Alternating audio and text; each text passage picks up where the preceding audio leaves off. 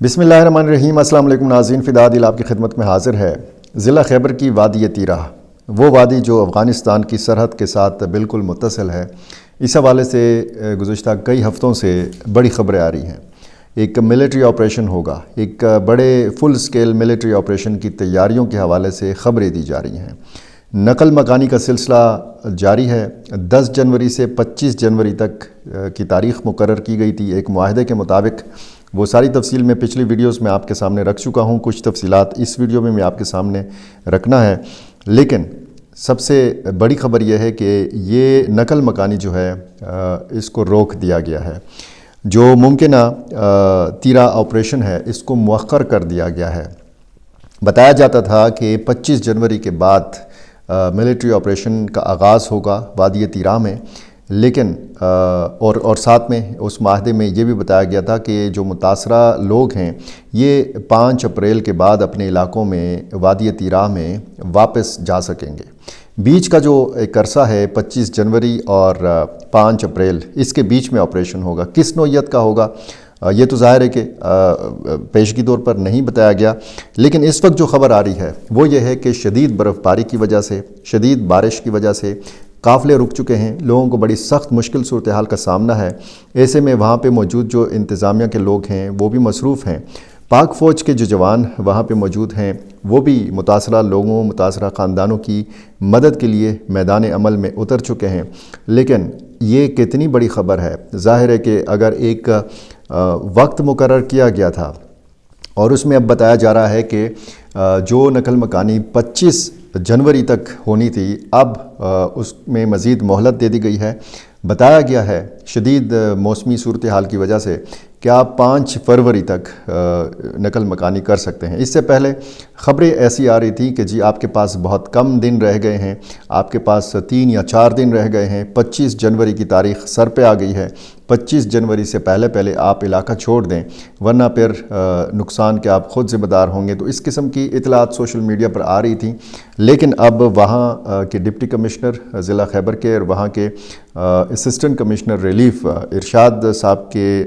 حوالے سے کچھ ویڈیوز جو ہیں یہ سوشل میڈیا پر گردش کر رہی ہیں، جس میں وہ لوگوں سے کہہ رہے ہیں کہ آپ فوری طور پر اپنے اپنے علاقوں میں رک جائیں۔ جو لوگ نکل چکے ہیں، جو راستوں میں پھنسے ہوئے ہیں، اگر وہ اپنے علاقے کے قریب ہیں، اپنے گھروں کے قریب ہیں، وہ واپس چلے جائیں، کیونکہ راستے میں بہت سخت مشکل صورتحال ہے۔ کمر خیل کے علاقے میں ایک حادثہ ہوا، 2 متاثرہ خاندان کے بچے جو ہے اس میں جاں بحق ہو گئے۔ اسی طرح برکم بلخے کا علاقہ ہے، اس کے حوالے سے بتایا گیا کہ وہاں سے بھی اس طرح کے ایکسیڈنٹس، حادثات کی خبریں آ رہی ہیں۔ اس کی بنیادی وجہ یہ بتائی گئی ہے کہ سڑکوں کے اوپر برف پڑی ہوئی ہے، اور جب سڑک کے اوپر پسلن ہو، برف پڑی ہوئی ہو، تو حادثات کی جو شرح ہے اس میں اضافہ ہو جاتا ہے۔ اب جو ایک شدید موسم ہے، اس میں مطالبات سامنے آ رہے ہیں اور بڑے عجیب و غریب قسم کی خبریں آ رہی ہیں، افسوسناک خبریں آ رہی ہیں کہ ان میں ہزاروں کی تعداد میں جو لوگ ہیں جو سڑکوں کے اوپر ہیں، یعنی ایک کچھ گھنٹوں میں اگر وادی تیرہ سے آپ باڑہ یا پھر پشاور پہنچ سکتے ہیں، اور ایسے خاندانوں کو اگر اس سے پہلے رجسٹریشن کے مسائل تھے، ان مسائل کی وجہ سے ان کو راتیں گزارنا پڑ رہی تھیں 3 سے 4 سڑک کے اوپر، گاڑیوں میں یا گاڑیوں کے اوپر یا گاڑیوں کے نیچے، تو آپ اس ساری مشکل صورتحال کا اندازہ لگا سکتے ہیں۔ خوراک کی کمی، اور ظاہر ہے کہ واش رومز کی سہولت بھی نہیں ہے راستے میں، تو جو بوڑھے ہیں، ضعیف العمر افراد ہیں، جو خواتین ہیں اور خصوصاً بچے، یہ بیمار پڑ رہے ہیں۔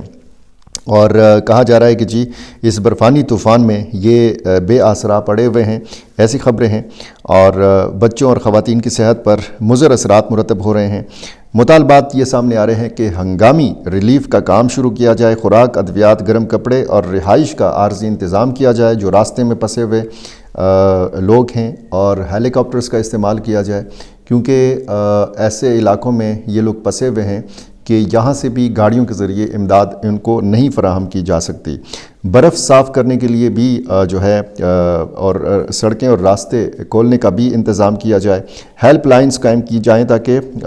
متاثرین تک فوری امداد پہنچائی جا سکے، کم از کم متاثرین کے ساتھ رابطہ کیا جا سکے۔ مواصلاتی نظام جو ہے وہ درہم برہم ہے، تو یہ ایک ایسی صورتحال پیدا ہو گئی ہے، اور یہ وہی خدشات ہیں کہ جس کا پہلے اظہار کیا جاتا رہا کہ جی شدید موسم ہے، اور اس موسم میں وادی تیراہ کے اندر اور ضلع خیبر کے باقی علاقوں میں برف باری ہوتی ہے، شدید سردی پڑتی ہے۔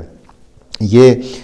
کپ کپاتے ٹھٹھرتے جسموں کے ساتھ یہ جو ننھے معصوم بچے ہیں، ان کی کچھ ویڈیوز میں نے دیکھی ہیں۔ ظاہر ہے کہ درد دل رکھنے والا انسان یہ ویڈیوز نہیں دیکھ سکتا۔ یہ جس مشکل صورتحال سے وادی تیراہ کے لوگ دوچار ہیں، تو یہ آپ مسلسل نہیں دیکھ سکتے۔ یہ جو پیدا ہوئی ہے صورتحال، تو اس میں ظاہر ہے کہ قبائلی مشران اور مقامی لوگ اور یہ بھی کہہ رہے ہیں کہ اگر فوری طور پر امدادی ٹیمیں نہ روانہ کی گئیں تو خدا نخواستہ جس طریقے سے مری میں برف کی وجہ سے، برف باری کی وجہ سے ایک بڑا انسانی المیہ پیدا ہوا تھا، اسی طرح کے خدشات جو ہیں یہاں پہ موجود ہیں۔ فلاحی تنظیمیں بھی سرگرم ہیں، مقامی لوگ جو باڑہ کے لوگ ہیں، جو خیبر کے دوسرے علاقوں کے لوگ ہیں، وہ بھی اپنی مدد آپ کے تحت ان متاثرین کی مدد کر رہے ہیں۔ لیکن صورتحال ایسی ہے کہ ایک تو گزشتہ رات سے جو شدید برف باری ہوئی ہے، اس کی وجہ سے باغ مرکز سے دواتوئی چیک پوسٹ تک لمبی قطاریں ہیں گاڑیوں کی، اور کچھ علاقے ایسے ہیں کہ وہاں سے گاڑیوں کو موڑا بھی نہیں جا سکتا، واپسی کا راستہ بھی جو ہے وہ بند ہے، اور آگے پیش قدمی بھی نہیں ہو رہی۔ تو یہ ہزاروں لوگ، جن میں اکثریت بچوں کی ہے، خواتین ہیں، بوڑھے ہیں، یہ سڑکوں کے اوپر محصور ہو کر رہ گئے ہیں۔ شدید سرد موسم ہے اس وقت جب میں آپ سے بات کر رہا ہوں۔ پشاور میں مسلسل بارش ہو رہی ہے، اور خیبر پختونخوا کے دوسرے اضلاع سے بھی اسی طرح کی اطلاعات موصول ہو رہی ہیں۔ جیسے آپ ویڈیوز میں دیکھ رہے ہیں کہ چترال اور بالائی جتنے بھی علاقے ہیں، ان کے درخت اور ان کے جو پہاڑ ہیں یہ برف سے ڈک چکے ہیں، اور اسی طرح افغانستان سے بھی اسی طرح کی خبریں آ رہی ہیں۔ کابل، قندھار اور دوسرے جو پہاڑی علاقے ہیں، جو شہری علاقے بھی ہیں یمن، یہاں پہ بھی برف باری ہو رہی ہے۔ تو اگر یہ صورتحال رہی، کیونکہ وہاں سے میں نے جیسے آپ کو بتایا کہ مواصلاتی نظام درہم برہم ہے، وہاں سے فوری طور پر کچھ بڑی خبریں جو ہیں وہ بھی موصول نہیں ہو رہی، مشکل صورتحال کا سامنا ہے۔ ایسے خدشات کا اظہار کیا جا رہا ہے کہ شدید سردی کی وجہ سے بچوں کی اموات جو ہیں یہ ہو سکتی ہیں۔ اب چونکہ اس حوالے سے اعداد و شمار نہیں ہیں اور مصدقہ خبر نہیں ہے، تو یہ ساری صورتحال جو ہے انتہائی سنگین بن چکی ہے۔ یہ اگر ہم اس ساری صورتحال کے حوالے سے دیکھیں اور یہ 5 فروری تک کی تاریخ کے حوالے سے بھی بات کریں، تو پھر ظاہر ہے کہ